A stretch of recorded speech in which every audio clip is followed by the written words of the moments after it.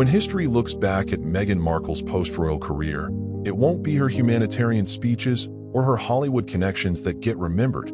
It'll be the tights. Yes, tights. The Duchess of Sussex has once again managed to spark headlines, not over groundbreaking charity or pressing global issues, but over pantyhose.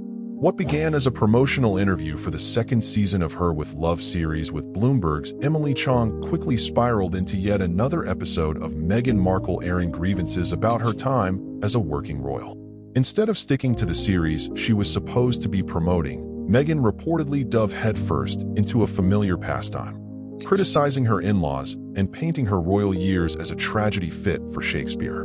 This time, the great torment she described was the fact that she had been expected to wear nude pantyhose while attending royal engagements.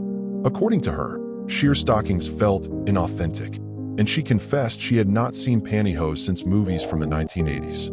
But here's the problem. The Duchess of Sussex forgot the receipts. Photographs exist, lots of them, of Meghan herself in the UK, confidently stepping out bare-legged, sometimes even at official events. The claim that she was forced into beige servitude collapses under the weight of its own contradictions. Even more damning, her own flower girls at her 2018 royal wedding were famously bare-legged, contradicting her narrative that tights were some kind of non-negotiable royal prison sentence. And yet Meghan doubled down. She explained during Her with Love series that she continues to favor neutral tones because, in her words, existentially, I am a neutral person. The statement was delivered as though it were a profound self-discovery, but it struck many as absurd. Existentially beige? A new personality type no one asked for.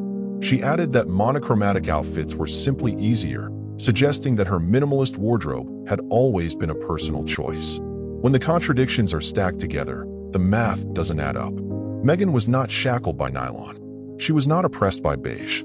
She was not condemned to wear stockings against her will. She chose the neutral palette. And yet, in her retelling, it somehow remains the royal family's fault. The logic is beige at best, nonsense at worst.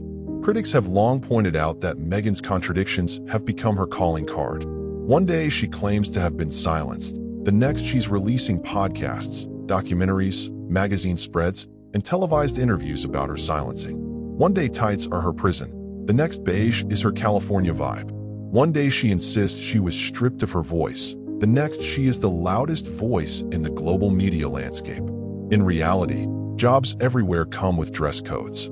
Nurses wear scrubs, police officers wear uniforms, airline staff wear tailored suits, fast food workers wear visors. Royals, unsurprisingly, are expected to wear stockings. It is not oppression, it is policy. But Meghan continues to reframe basic protocol as trauma, as though she had been shackled in chains of nylon before bravely escaping to the golden hills of California, where, ironically, she now voluntarily chooses beige and neutral tones nearly every other day. And this is where the narrative truly unravels. When you're finally free to express your authentic self, and yet your choices mirror the very rules you once denounced, it raises questions. Meghan's insistence that she was victimized by tights rings hollow when her current style choices look nearly identical to the wardrobe she claims was imposed upon her. 5 years after the Sussex's royal exit, the story Meghan is still telling is not about global poverty, not about climate change, not even about women's rights. It is pantyhose. Hosiery has somehow become her cross to bear, her parable of oppression, her latest grievance to keep her name in the headlines. Instead of evolving beyond the royal family's shadow, Meghan appears determined to return to the same narrative, again and again, with each retelling exposing fresh contradictions rather than revelations. The result is less like an expose and more like parody. It's self-defeating, it's beige, and the more Meghan speaks, the more the glossy facade slips. Instead of exposing the monarchy, she exposes herself as someone desperate to remain relevant, even if it means turning tights into a tragedy, hosiery into a headline, and beige into a brand.